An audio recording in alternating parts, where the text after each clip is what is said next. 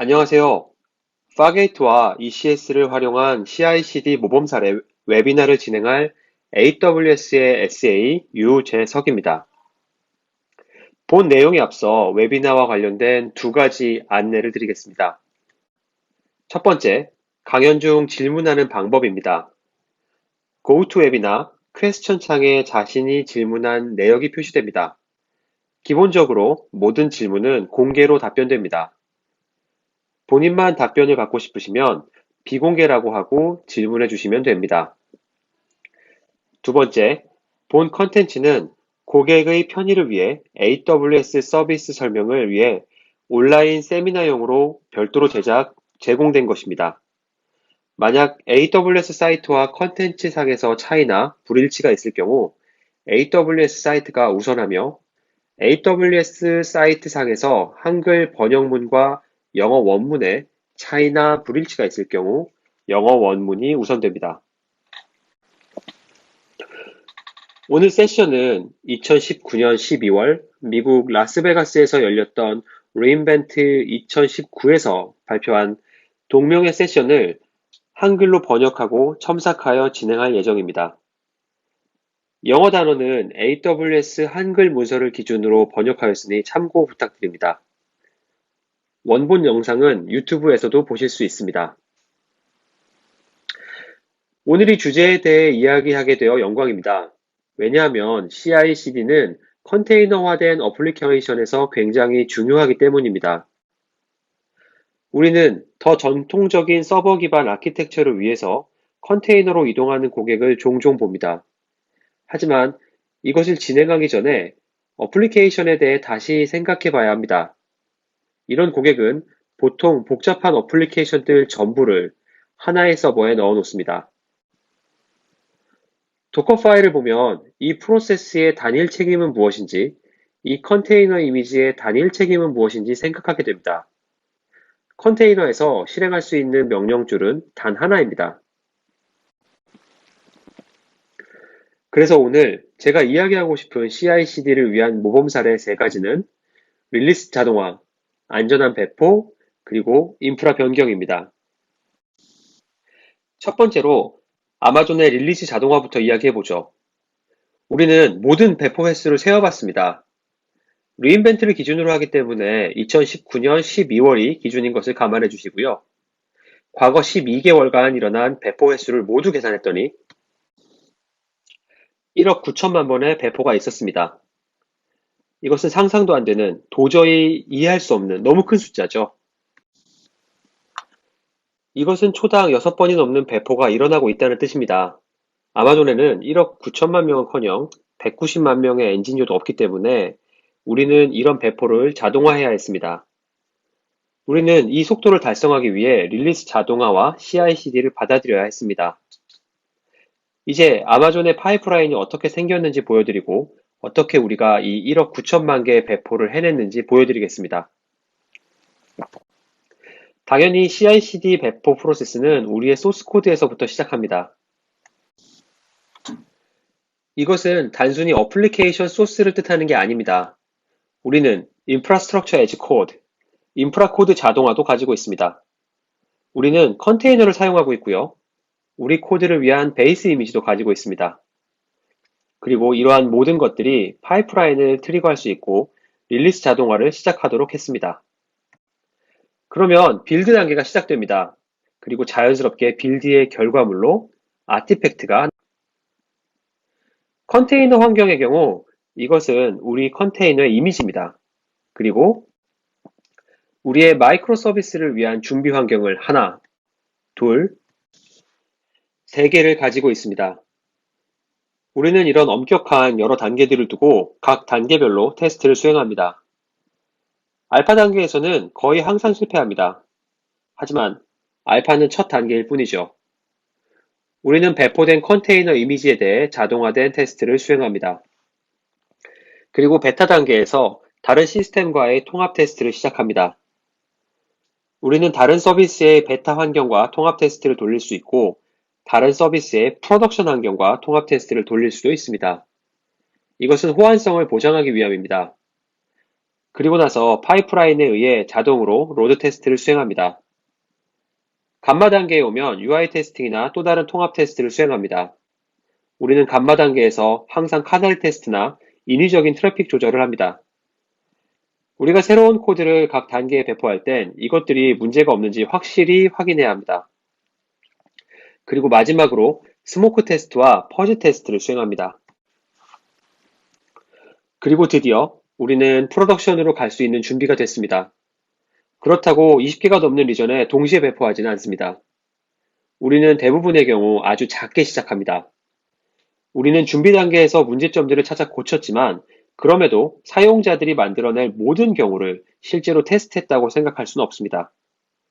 때때로 사용자들은 우리가 생각지도 못했던 방법과 순서의 조합으로 문제를 겪습니다. 그래서 우리는 먼저 아주 작은 규모로 배포를 합니다. 우리는 우리가 배포할 리전의 1%에서 10% 정도를 선택하거나 특정 존을 선택할 겁니다. 문제를 일으킬 수 있는 변경들이 프로덕션 전체로 퍼져나가는 것을 막기 위해서 말이죠. 그리고 문제가 없다면 해당 리전의 나머지 영역이나 다른 가용 영역, 남은 플릿 등에 확장시킬 겁니다.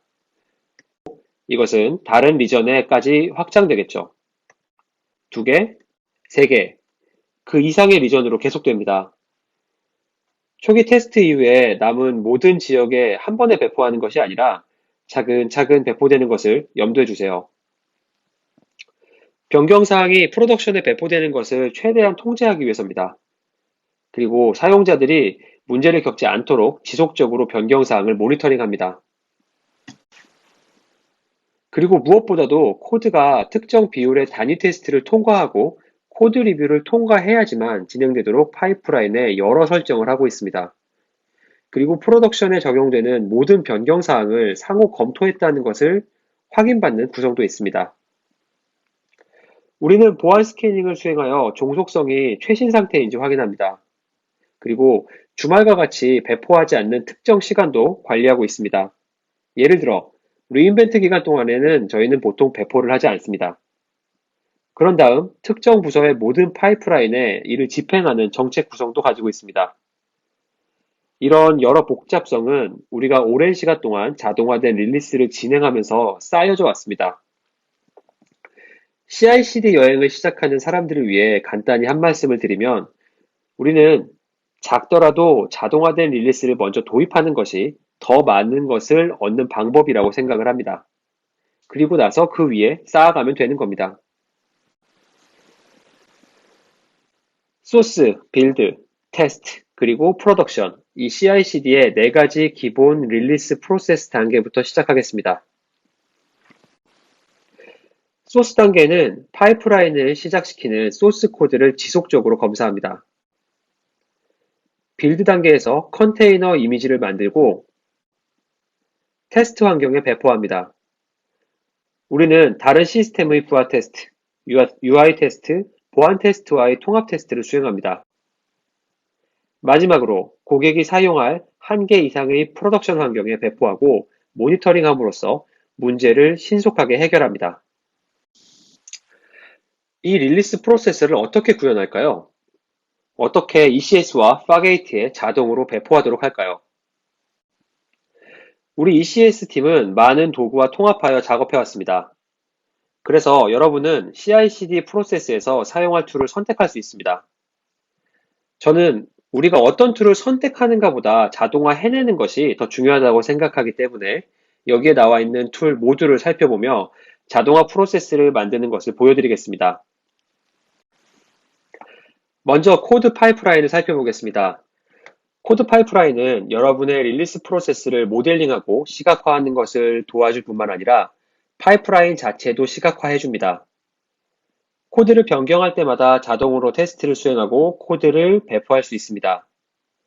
ECS와 같은 AWS 서비스뿐만 아니라 서드파티 툴과도 연동할 수 있습니다. 코드 파이프라인으로 릴리스 프로세스를 구현하려면 소스부터 시작해보죠. 변화를 기반으로 파이프라인을 트리깅할 수 있는 몇 가지 방법이 있습니다. 소스는 여러 가지일 수 있습니다. AWS 코드 커밋, GitHub의 특정 브랜치나 특정 리파지토리일 수도 있습니다.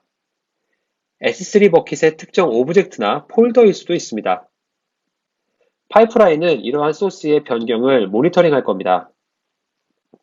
예를 들자면 S3 버킷에 저장한 어떤 설정 파일일 수 있겠죠. 아니면 도커 태그를 선택할 수도 있습니다. 예를 들면 리파지토리에서 당겨오고 자동으로 만들고 싶은 이미지에 대해서 말이죠. 여기에 AWS ECR을 사용할 수 있습니다. 이제 빌드 단계입니다. 빌드하는데 무엇을 사용하시나요? 우리는 컨테이너 이미지를 만들어야 하고 저는 보통 코드 빌드를 사용합니다. 코드 빌드는 완전 관리형 빌드 서비스입니다.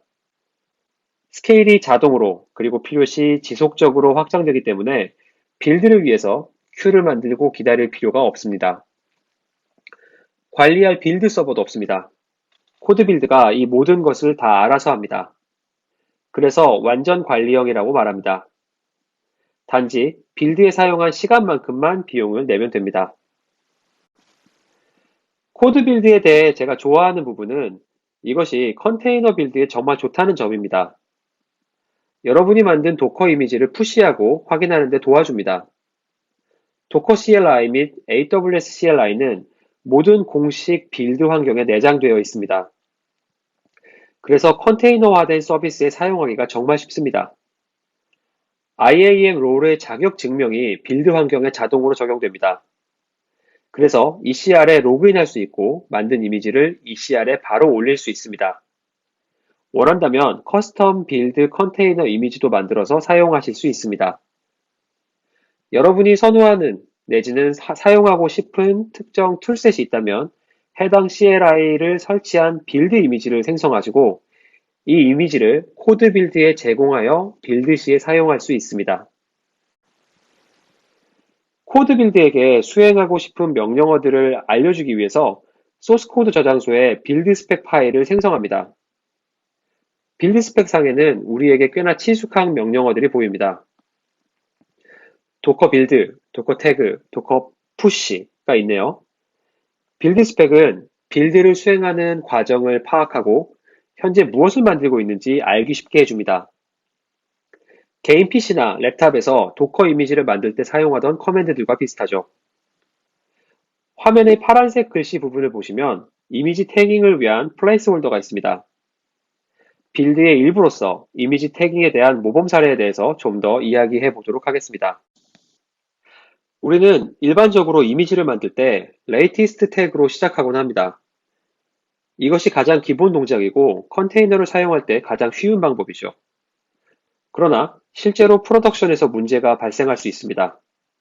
latest로 태깅된 이미지가 ECR 리파지토리에 있습니다.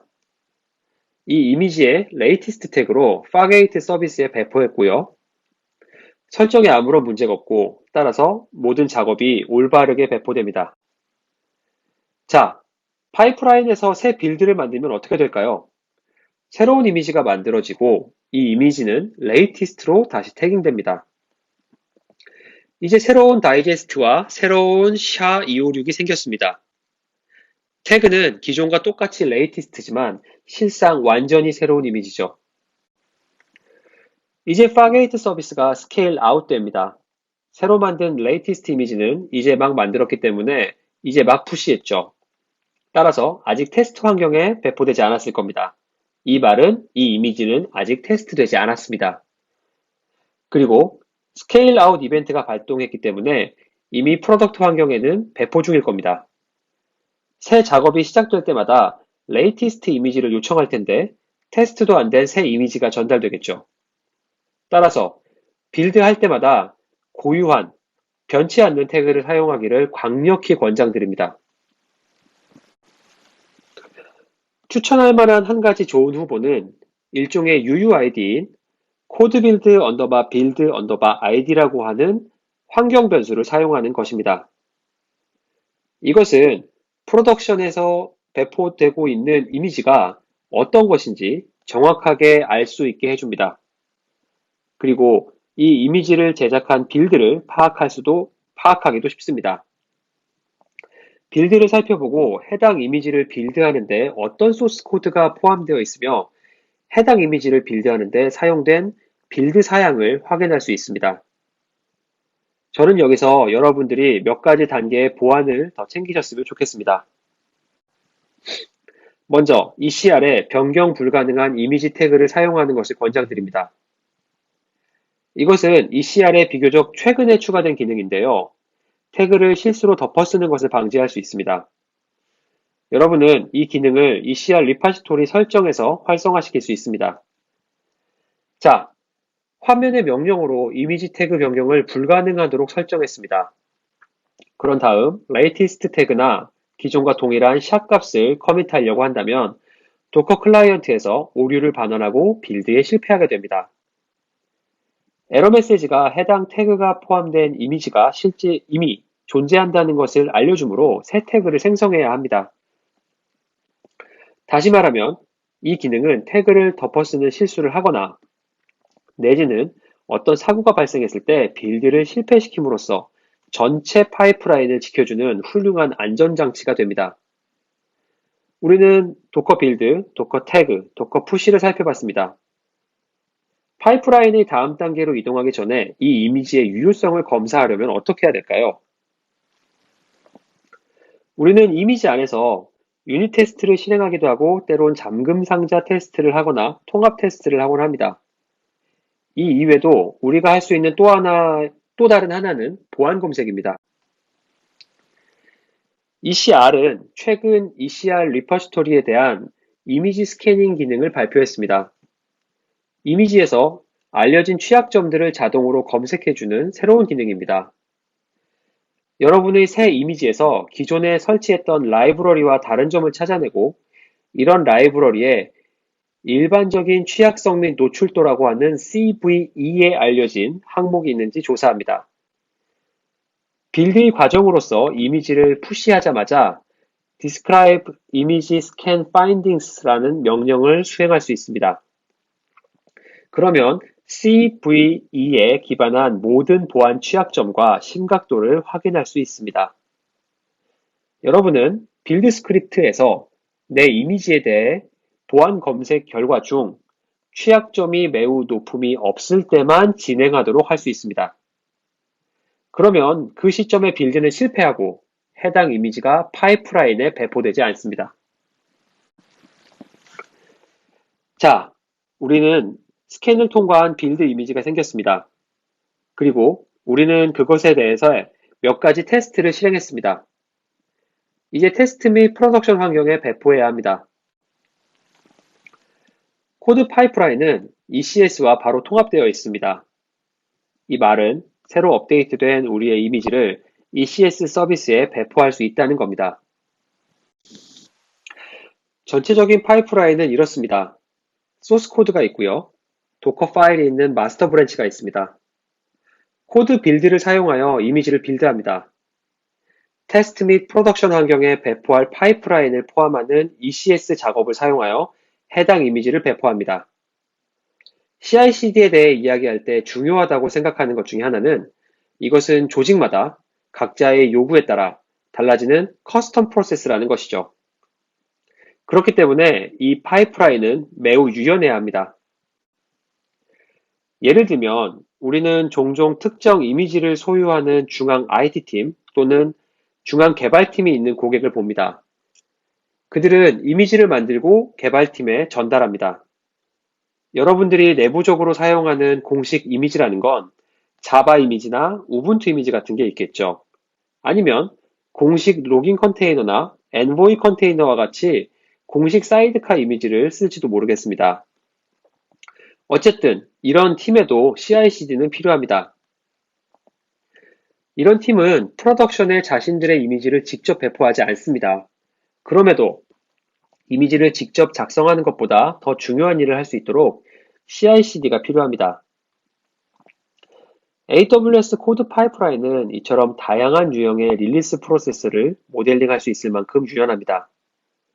테스트 코드 또는 프로덕션 단계가 없이 이미지만 자동으로 빌드하는 것처럼요. 태그를 릴리스라고 붙이고 푸시하게 되면 다른 팀은 이것을 가져다가 자신들의 파이프라인을 시작할 수 있습니다. 만약 제가 개발팀이고 우리 팀이 앞서 본 것과 비슷한 ECS에 배포하는 파이프라인을 가지고 있다면 중앙 IT팀의 이미지를 가져다가 파이프라인을 시작할 수 있습니다. 그런 다음 중앙 이미지 리파지토리를 파이프라인의 소스로 추가할 수 있습니다. 새로운 베이스 이미지나 사이드카의 새로운 이미지가 업데이트 되었는지 정기적으로 확인하지 않아도 됩니다. 파이프라인 트리거를 단순화시키고 개발에 더 많은 투자를 할 수 있게 합니다. 그리고 우리의 ECS 서비스에 사이드카로 직접 배포할 이미지의 경우 우리의 빌드 스테이지를 다시 돌릴 필요가 없습니다. 그래서 저는 여러분의 전달에 필요한 요구 조건을 충족시킬 수 있는 파이프라인을 설계하는 것이 중요하다고 생각합니다. 더 나아가 여러분의 파이프라인이 여러분의 요구 조건뿐만 아니라 개별 조직의 역할과 책임에 맞춰 설계하는 것이 중요하다고 생각합니다. 뿐만 아니라 사용하기에 적합한 툴을 선택하는 것도 중요한데요. 그래서 우리는 여러 툴과의 연동을 지속적으로 하고 있습니다. 2019년 11월에 우리는 GitHub Actions에 AWS가 만든 액션 몇 개를 출시했습니다. 총 4개의 액션을 올렸고 이 중에 2개를 보여드리겠습니다. 하나는 AWS 자격증명을 구성하는 것입니다. AWS 자격증명과 GitHub 액션 시크릿을 저장하면 해당 GitHub 액션의 환경이 구성됩니다. 그런 다음 소스 코드 저장소와 GitHub 저장소에 있는 작업정의 JSON 파일을 취할 Deploy Task Definition 액션을 배포합니다. 그리고 이것을 등록하고 여러분의 ECS 서비스에 배포하는 것입니다. 여러분은 젠킨스를 사용할 수도 있습니다. AWS CLI는 젠킨스에서 자동화를 구축하는 데 최적의 툴이라고 생각합니다. 작업 정의를 등록할 수 있고 서비스를 업데이트할 수 있습니다. 또한 ECS wait services stable 커맨드는 서비스의 상태가 특정 조건을 만족할 때까지 기다립니다. 이 커맨드는 정말 좋습니다. 여러분이 새로운 이미지로 서비스를 업데이트하고 그 서비스가 안정적인지 확인해야 할 때, 또는 여러분의 작업들이 다 올라온 것을 확인한 후 파이프라인을 다음 단계로 넘기고 싶을 때 사용할 수 있습니다. 지금까지 우리는 릴리스 자동화와 릴리스 자동화가 얼마나 중요한지 이야기하였고요. 전달에 필요한 요구 조건과 조직의 요구 조건에 맞춰 릴리스 프로세스 만드는 법을 이야기했습니다. 이제 안전한 배포에 대해서 이야기합시다. 앞서 1억 9천만 건의 배포를 이야기했는데요. 아마존에서는 정말 많은 배포를 수행합니다. 대부분이 자동화되었으므로 안전한 배포를 위한 확실한 기준이 필요합니다. 대부분의 경우 사람은 소스 코드를 리파지토리에 푸시한 이후에는 손대지 않습니다. 따라서 시스템이 알아서 처리할 수 있어야 합니다. 안전한 배포를 위한 첫 번째 원칙은 자동화된 롤백입니다. 이것은 우리가 운영하는 모든 서비스에 대해 알람이 발생하거나 테스트에 실패했을 때 수행되어야 합니다. 사람은 너무 느립니다. 사람이 하게 되면 문제가 발생했을 때 연락을 받기도 느리고 어느 파이프라인에서 롤백이 필요한지 파악하기도 느리고 어떻게 롤백할지 정하는 것도 느립니다. 그래서 우리가 여기서 가져야 할 첫 번째 원칙은 자동화된 롤백입니다. 두 번째는 롤백은 빨라야 한다는 것입니다. 배포나 롤백이 몇 시간씩 걸린다고 가정하면 전체 롤백을 통해 프로덕션에서 계속 문제가 발생한다는 의미가 됩니다. 따라서 롤백이 매우 빠르도록 시스템을 설계하는 것이 중요합니다. 세 번째는 배포 후 뜸들이는 것입니다. 우리가 수많은 배포를 통해 알게 된 것은 배포가 완료되기 전에 내지는 ECS 작업이 모두 변경되기 전에 고객은 우리 코드를 모두 건드리지 않고 모든 알람의 조건을 건드리지 않는다는 겁니다. 따라서 배포가 성공했음을 선언하기 전에 프로덕션에서 뜸들이는 시간을 갖는 것이 중요합니다. 우리는 다음 프로덕션 환경과 다음 배포로 넘어가기 전에 최소 30분에서 1시간, 최대 24시간을 기다립니다. 이것은 알람을 계속 모니터링하고 고객이 잘못된 코드 경로에 부딪히거나 대기 시간 회귀 및 문제가 발생하는 시점에 문제가 없는지를 확인하는 데 도움이 됩니다. 이런 뜸들이기 시간 동안 문제가 발생한다면 시스템이 자동으로 롤백됩니다. 네 번째는 처음에는 작게 배포한 다음 점차 광범위하게 배포하는 것입니다.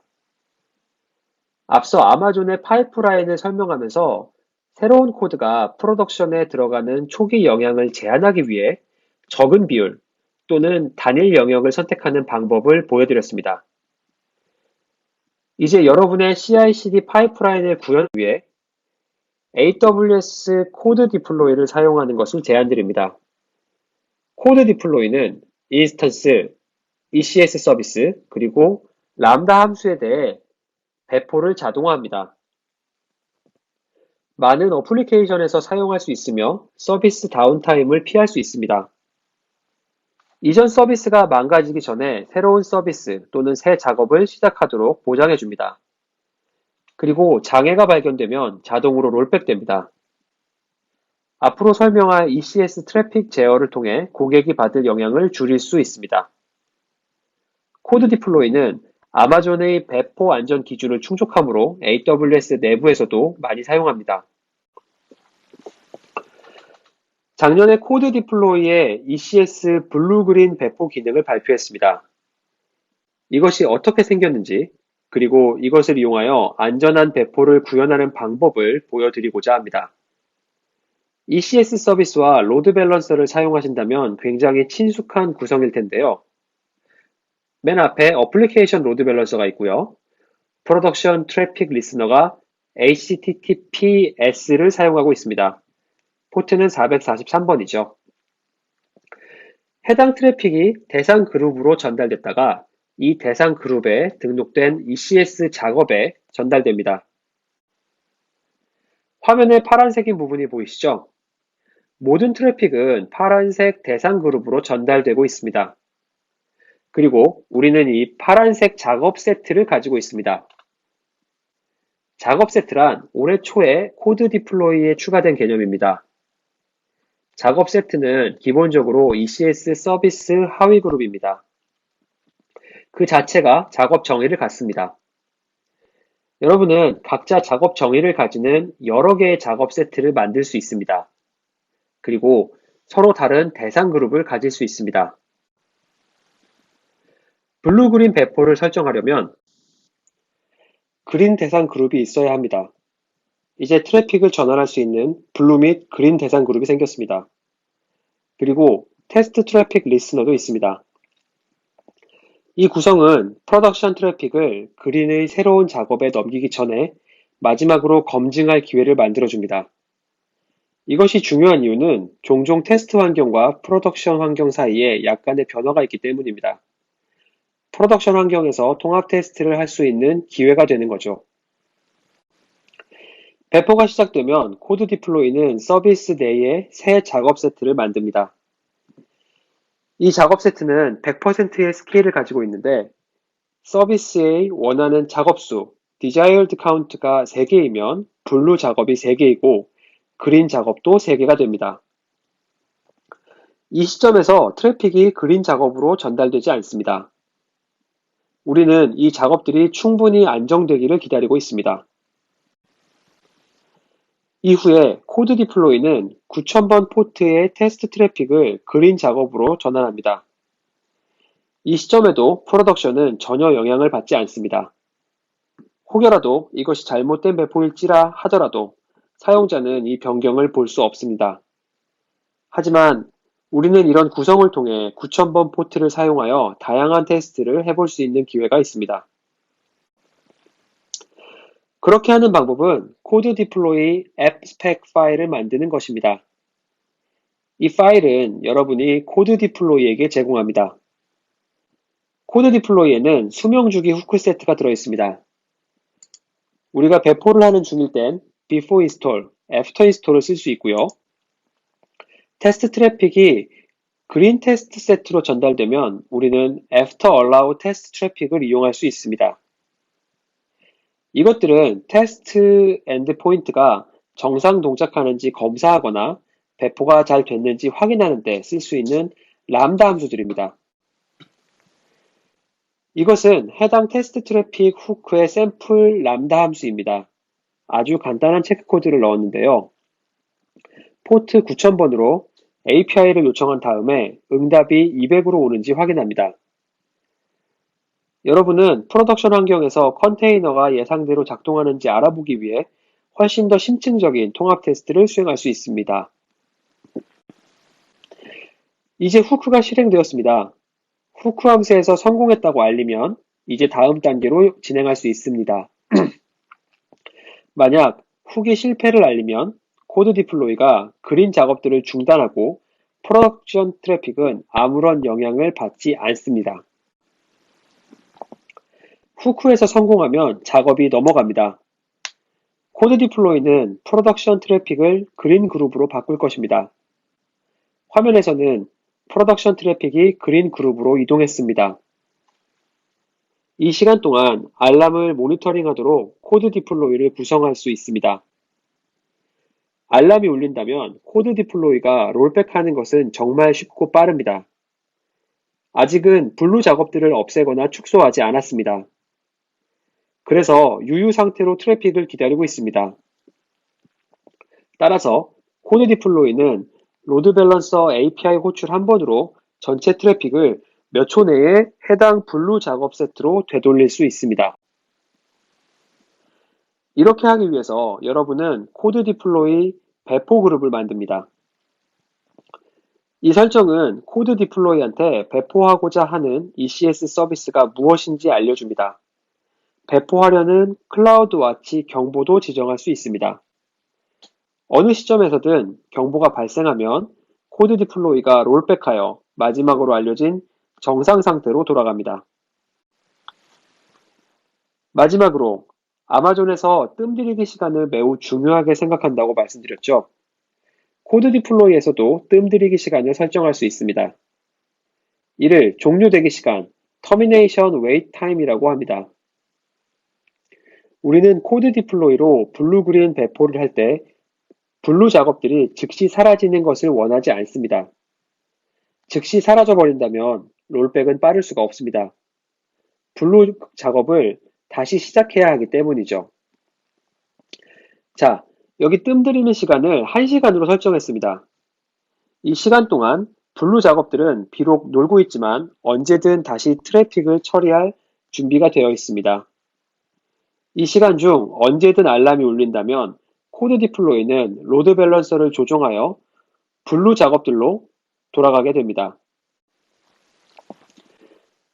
우리는 이것이 좋은 방법이라고 결정했습니다. 뜸들이기 시간을 두는 것도 성공적입니다. 이제 아무런 알람이 울리지 않는다면 이제 코드 디플로이는 서비스에서 블루 작업들을 제거할 것입니다. 여러분의 CI/CD에 안전한 배포를 추가하기 위해 코드 파이프라인에서 코드 디플로이 ECS 배포 작업을 사용하거나 AWS ECS 디플로이 커맨드와 AWS CLI를 현재 사용 중인 자동화 툴에서 사용할 수 있습니다. AWS ECS 디플로이 커맨드는 작업 정의를 등록하고 코드 디플로이 배포를 시작한 다음 해당 배포가 성공적으로 완료될 때까지 기다립니다. 코드 디플로이 배포의 성공 또는 실패 여부에 따라 이 명령의 성공 여부가 결정되고 이 명령의 성공 여부에 따라 여러분의 스크립트는 다양한 작업을 할 수 있습니다. 지금까지 아마존의 배포에 대한 안전 기준과 안전한 배포에 대해서 이야기를 했습니다. 이제 반복 가능한 인프라 변경에 대해서 이야기해 보겠습니다. 우리가 배포에 대해 이야기하고 CI/CD에 대해 이야기할 때 사실은 어플리케이션 이미지에 대한 이야기일 경우가 종종 있습니다. 새로운 이미지를 빌드하고 만들어진 이미지를 배포하는 것에 대한 것이죠. 하지만 실제 프로덕션 환경에서는 어플리케이션뿐만 아니라 주변에 많은 것들이 있으며 이것들도 우리의 문제에 영향을 줄 수 있습니다. 여기 어플리케이션 이미지가 있습니다. 이 이미지를 둘러싸고 있는 ECS도 있고요. Desired Count와 같은 기본 구성이 되어 있습니다. 그리고 로드 밸런서가 있다면 우리는 트래픽 포트도 설정했고 상태 확인도 했고 보안 그룹도 만들었고 DNS 설정도 되어 있겠죠. 또 로드 밸런서에는 TLS 인증서 설정도 했을 겁니다. 또한 우리는 우리의 어플리케이션이 별일 없는지 지켜보길 원하죠. 그래서 우리는 알람, 로그, 지표, 대시보드를 갖춥니다. 이제 프로덕션 환경에서 어플리케이션에 영향을 줄 수 있는 변수가 너무 많습니다. 저 같은 개발자들이 콘솔에 로그인하고 로드 밸런서 콘솔에 가서 새로운 로드 밸런서를 만들고 테스트하고 프로덕션 환경을 만드는 건 사실 쉬운 일입니다. 그리고 제가 실수하는 건 더 쉽습니다. 이것은 우리의 서비스의 신뢰성에 큰 영향을 줍니다. 새로 만든 어플리케이션을 테스트 환경에 배포한다고 합시다. 통합 테스트로 검증을 했고 아무런 이상이 없습니다. 좋네요. 이제 프로덕션에 배포하죠. 그런데 갑작스럽게 트래픽이 문제가 있는 컨테이너로 전달됩니다. 알고 보니 상태 확인, 헬스 체크가 문제였네요. 경로가 잘못됐습니다. 보신 것처럼 인프라스트럭처가 우리의 어플리케이션 이미지와 프로덕션에 영향을 주고 있기 때문에 우리의 CI/CD 파이프라인은 신뢰를 잃기 쉽습니다. 클라우드에서 돌아가는 컨테이너화된 어플리케이션에게 인프라 코드 자동화, 인프라스트럭처 as 코드는 매우 중요합니다. 이런 상황에서 벗어날 수 있는 방법의 예로 클라우드 포메이션과 인프라 코드 자동화 템플릿을 사용하여 상태 확인 경로를 명시적으로 지정하고 이것을 테스트 및 프로덕션 환경에 사용하는 것입니다. 마찬가지로 테스트 및 프로덕션에서 동일한 템플릿을 사용하여 로드 밸런서를 관리하면 CI/CD 프로세스에 대한 확신을 가질 수 있습니다.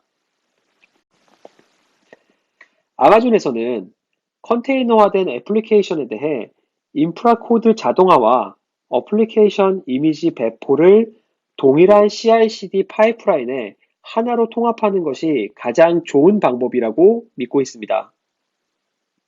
파이프라인에서 소스인 것처럼 보이는 리포지토리에는 어플리케이션 코드와 클라우드 포메이션 템플릿 파일이 모두 있습니다.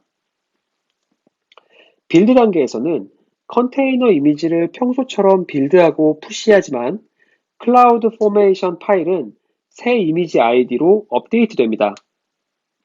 따라서 파이프라인에서 사용되는 것은 사실 새로운 클라우드 포메이션 템플릿 파일입니다. 여기에 우리가 보통 소스 코드 저장소에서 관리하는 템플릿이 있습니다. 빌드는 방금 만든 최신 다이제스트로 업데이트를 합니다.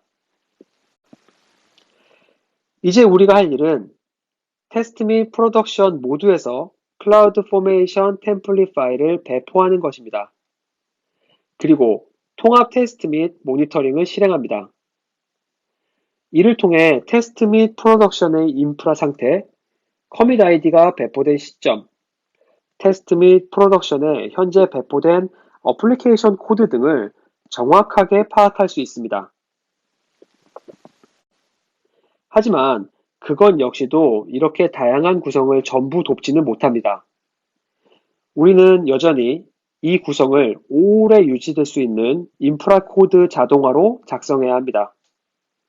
저를 비롯한 지금 이 방송을 듣고 계신 누구라도 야물 파일을 만드는데 대부분의 시간을 쓰고 싶지는 않을 겁니다. 그래서 저는 인프라 코드 자동화 템플릿 개발 툴킷인 클라우드 디벨롭먼트 킷, CDK를 살펴보시길 강력히 추천드립니다. CDK는 여러분이 좋아하시는 프로그래밍 언어로 클라우드 인프라를 정의할 수 있는 오픈소스 프레임워크입니다. 현재 타입스크립트, 파이썬, 자바 및 닷넷을 지원하고 있습니다. CDK를 사용할 때 AWS는 클라우드 포메이션으로 모든 리소스를 프로비저닝합니다. 따라서 클라우드 포메이션을 사용하면서 겪은 편리한 프로비저닝 관리 경험을 CDK에서도 그대로 얻을 수 있습니다. 또한 CDK는 모든 클라우드 포메이션 리소스 유형을 자동으로 지원합니다. 그렇기 때문에 새로운 리소스 유형과 클라우드 포메이션이 나오면 CDK의 다음 릴리즈를 기다리시고 다음 릴리즈에서는 자동으로 이것들이 포함되어 있습니다. 무엇보다도 내가 CDK에서 가장 좋아하는 부분은 상위 수준의 클래스 라이브러리 세트를 제공한다는 것입니다. 여기에는 우리가 내부적으로 사용하는 것과 동일한 AWS의 모범 사례가 기본으로 녹아들어 있습니다. 이것들은 CDK 상에서 construct라고 불립니다. 화면에는 ECS 팀에서 올해 만든 예시가 있습니다. 파란색 중 첫 번째 예시에 ECS.cluster를 보면 이 객체는 해당 클러스터뿐만 아니라 클러스터를 위한 VPC도 자동으로 생성할 수 있습니다. 두 번째 예시인 Fargate Task Definition에는 Fargate에 필요한 모든 속성을 제공했는지 확인하는 유효성 검사가 있습니다. 또한 해당 작업 정의에 컨테이너 이미지를 추가할 수도 있습니다. ECR 이미지를 사용하는 경우 ECS가 해당 이미지를 가져오는 데 필요한 권한을 IAM 역할에 실제로 추가합니다. 그런 다음 Fargate 서비스를 사용하면 Fargate 서비스에 제공해야 하는 사항에 대해 모든 유효성 검사가 다시 수행됩니다. 그리고 이것보다 더 높은 수준의 패턴이 ECS 패턴입니다. 레인밴드 기준으로 한 달 전에 막 GA 됐습니다. 우리는 고객들이 실행 중인 모든 ECS 서비스를 살펴보고 모든 인프라가 비슷해 보이는지 확인하면서 이 작업을 한동안 진행했습니다. 로드 밸런싱 서비스를 실행하는 경우 로드 밸런서는 거의 모든 서비스에서 일반적인 구성이었고 네트워크 로드 밸런싱 서비스, 큐 처리 서비스, SQS에서 땡겨오는 무언가 또는 예약된 작업과 같은 경우에도 동일했습니다. 따라서 우리는 여러분이 이러한 인프라를 만들기 위한 시작점으로 쓸 수 있는 기본 구성이 가능하다는 것에 주목했습니다. 예를 들어 이것은 어플리케이션 로드 밸런스드 파게이트 서비스를 만들 수 있는 몇 줄의 타입스크립트 코드입니다. 이것은 클러스터를 만들어 줄 뿐만 아니라 VPC도 만들어 줄 것이고 작업 정의도 만들어 줄 것이고 서비스, 클라우드와치 로그 그룹, 로드 밸런서, 보안 그룹을 생성할 것입니다. 그리고 이것을 배포할 때 모든 것을 연결하여 여러분은 단지 즉시 사용할 수 있는 URL 하나를 얻게 됩니다. 또 다른 좋은 점은 도커 이미지를 빌드하고 푸시하고 ECR 리포지토리로 만들 수 있다는 점입니다. 그래서 ECS 서비스를 만들면서 바로 시작하기 쉽습니다. 마지막으로 이 템플릿을 합성할 때 여러분이 작성할 필요 없이 수백 줄의 클라우드 포메이션 템플릿을 자동으로 생성해 줍니다. CDK에서 CLI를 사용하면 여러분의 CI/CD 프로세스에 이 자동화를 추가할 수 있습니다. 빌드에서 CDK 신스 명령어를 사용할 수 있으며 JSON 클라우드 포메이션 템플릿이 출력됩니다. 아마존 파이프라인 예제에서 보듯이 JSON 템플릿은 파이프라인을 통해 승격될 수 있습니다. 그리고 예를 들어 코드 파이프라인에서 클라우드 포메이션 작업과 함께 사용됩니다. 또한 CDK 디플로이 명령어를 젠킨스와 같은 다른 자동화 툴과 함께 사용하여 여러분의 템플릿을 합성하거나 배포할 수 있습니다. 아마존 내부에서 사용하는 CI/CD를 위한 CDK 코드는 앞서 보여드린 것과 매우 유사합니다. 리포지토리에는 응용 프로그램 코드와 CDK 코드가 함께 들어 있습니다. 둘은 동일한 언어일 수도 있고 다른 언어일 수도 있습니다. 빌드 단계에서는 이미지를 빌드하고 푸시하고 나면 합성된 CDK 템플릿에서는 새 이미지 아이디가 반영되어 있습니다. 그 빌드에서 승격된 것은 JSON 클라우드 포메이션 템플릿이며 테스트 및 프로덕션 단계에서 배포됩니다. 이를 위해 코드 빌드를 파이프라인 중에 템플릿을 합성하는 데 사용할 수 있습니다. CDK CLI를 설치하고 사용하여 ECS 서비스 템플릿을 합성하는 것은 정말 쉽습니다. 이 코드는 아까보다 더 메타데이터스러워졌습니다. 여러분은 여러분의 CDK 파이프라인도 CDK로 작성할 수 있습니다. 여기 deploy CDK pipeline이라는 클래스가 있습니다. 이 안에서 클라우드 포메이션 스택에 새 파이프라인 리소스를 추가하고요. 그런 다음 GitHub 소스 액션을 추가했습니다. 이후에는 코드 빌드 작업 및 ECS 배포 작업이 들어갈 것입니다. 이 모든 것을 사용하여 파이프라인을 구성하는 클라우드 포메이션 템플릿을 생성할 수 있습니다. 이것은 프로그래밍 언어의 형태로 프로그래밍 언어의 모든 이점을 활용할 수 있습니다. 여러 파이프라인을 찍어낼 수 있는 것이죠. 모든 ECS 서비스에서 인프라의 형태가 비슷한 것처럼 우리만의 패턴을 만들 수 있습니다. 우리는 선호하는 파이프라인 구성을 중심으로 패턴을 만들 수 있습니다.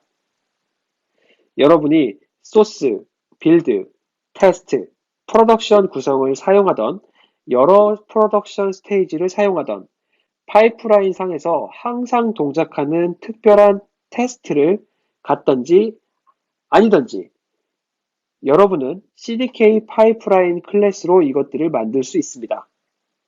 그런 다음 각 마이크로 서비스마다 이것들을 찍어내면 됩니다. 지금까지 반복 가능한 인프라 변경과 클라우드에서 컨테이너를 둘러싼 모든 인프라에서 CI/CD의 중요성에 대해 이야기했습니다. 그리고 CDK를 사용하면 이것들을 훨씬 더 쉽게 만들 수 있음을 이야기했습니다. 원본 세션에는 이후에 라이브 데모가 포함되어 있습니다. 관심 있으신 분들은 유튜브에서 시청하실 수 있습니다. 지금까지 웨비나를 들어주셔서 감사합니다. 더 나은 세미나를 위해서 여러분들의 의견 남겨주시면 앞으로 개선하는 데 큰 도움이 될 것 같습니다. 감사합니다.